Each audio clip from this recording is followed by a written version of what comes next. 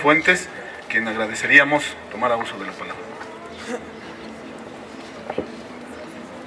Pues en primer lugar quiero agradecer estar presente en este campamento de la dignidad, una muestra de lo que está pasando y que efectivamente profesoras, profesores están dando un ejemplo para todo el país, para toda la sociedad. Habrá que señalar varias cuestiones en este análisis jurídico que nos toca exponer. Primero tendríamos que preguntarnos si los diputados, los senadores de la República, un presidente de la República tienen posibilidades de derogar los derechos humanos. Yo les pregunto, ¿es posible que los diputados puedan aprobar desaparecer la dignidad de los profesores? ¿Es posible que se pueda decidir en este momento por decreto desaparecen los derechos de los trabajadores? Son derechos humanos. No tienen posibilidades ninguno de esos hombres pequeños de estar cuestionando los derechos fundamentales de hombres y mujeres que tienen derechos reconocidos internacionalmente. Cuando el día 30 de noviembre se dio a conocer en el Diario Oficial de la Federación las reformas a la Ley Federal del Trabajo que afectaron gravemente los derechos de los trabajadores en los temas de estabilidad del empleo, legitimación de la subcontratación, una limitación en cuanto a los derechos de la indemnización y un golpe tremendo para la estabilidad en el empleo. El primer día del gobierno de Peña Nieto, 1 de diciembre, entraron en vigor esas leyes.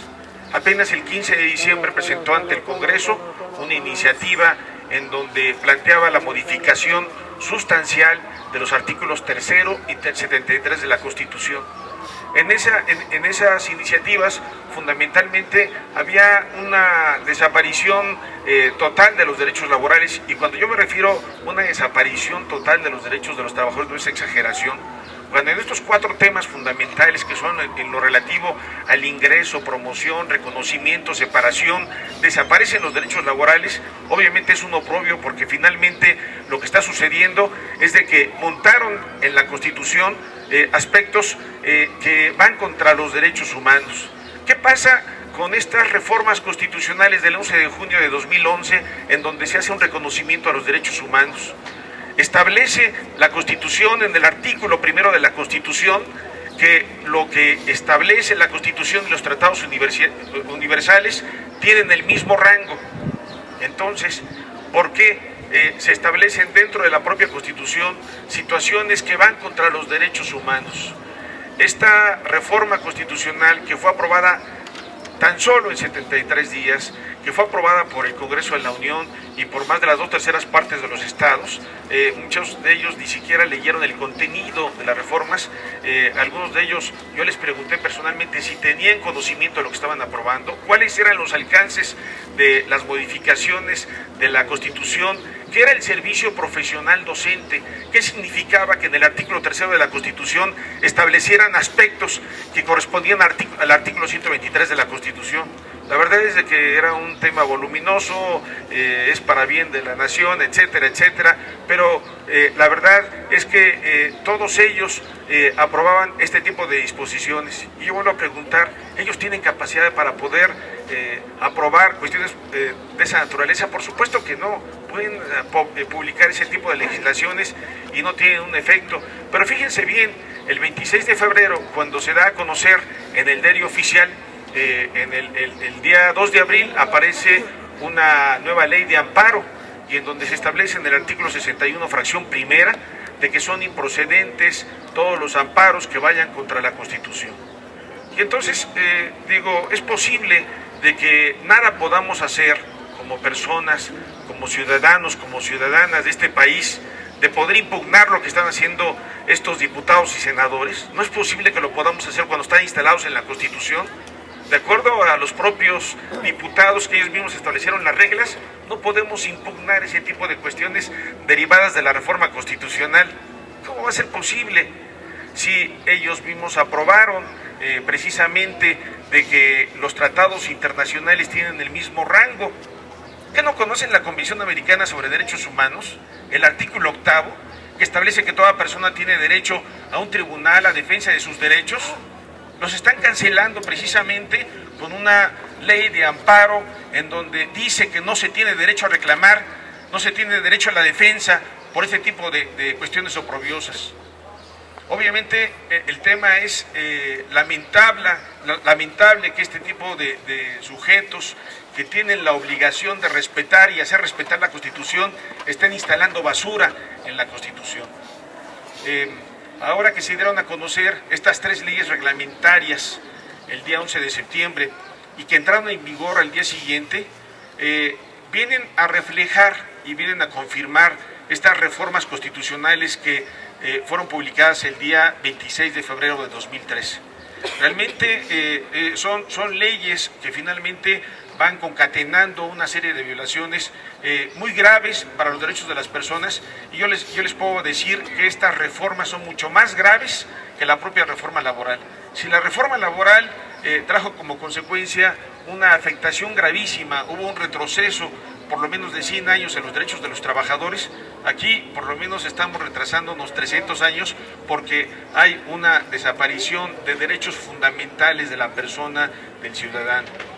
Yo quisiera permitirme explicar 32 razones inaceptables por las cuales la ley del servicio profesional docente no proceden, son disposiciones totalmente contrarias a esta norma.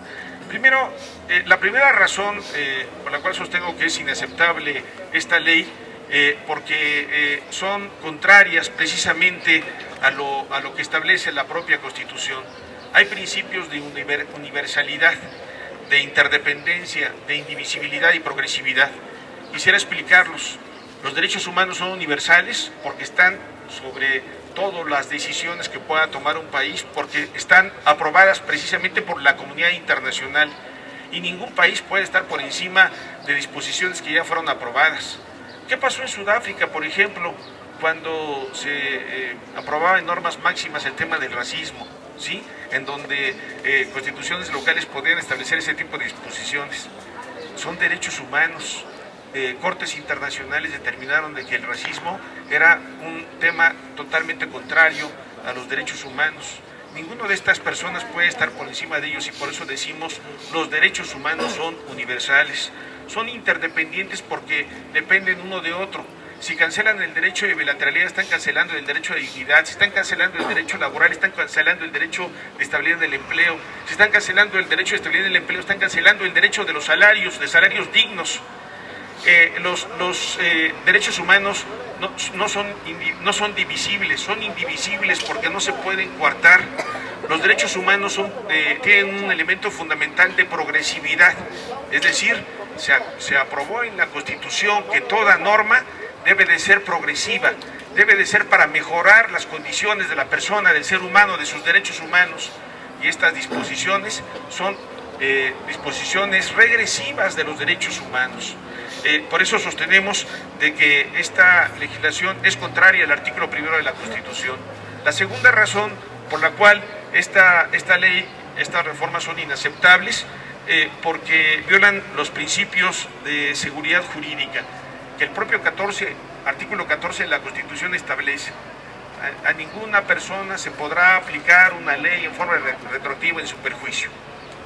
No es posible que trabajadores ahora que tienen derechos adquiridos, que tienen nombramientos en su persona de 15, 20, 25 años, de pronto les digan sus derechos, ¿saben qué? A partir de este momento desaparecen. No importa que ustedes tengan una antigüedad o tengan un nombramiento de base, no importa. Esta ley se va a aplicar de manera retroactiva contra ustedes. Eso, señores, compañeras, es una violación a el principio de retroactividad. No puede haber una afectación. Una tercera razón que cuestionamos es que afecta a todo tipo de trabajadores de la educación básica y media superior. En este sentido, trabajadores a nivel federal, estatal, del Distrito Federal, municipal y hasta de organismos descentralizados. Los organismos descentralizados les aplica el apartado A del 123 constitucional, que tienen contratos colectivos de trabajo.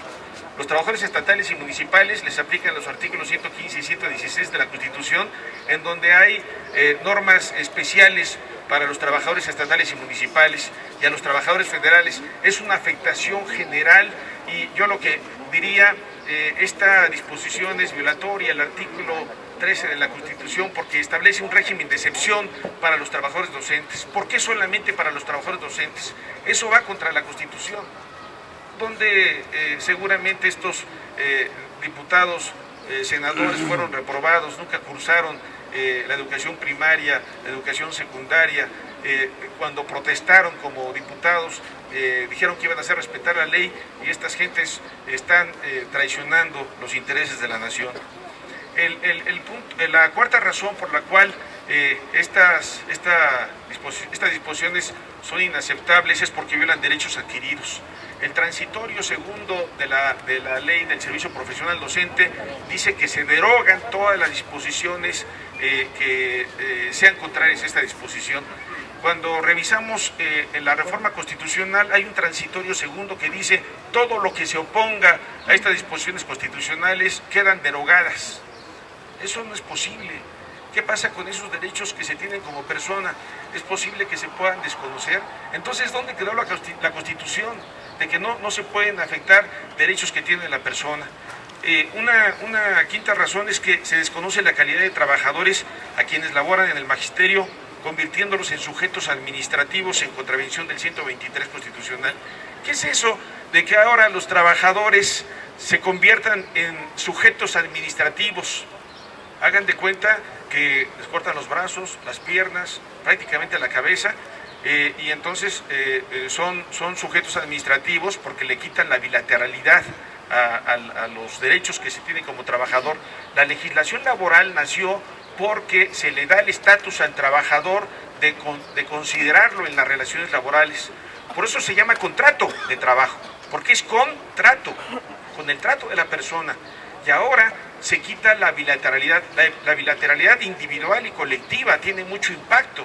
Los aspectos escalafonarios, tiene que ver con los derechos, no se toma en consideración a la persona.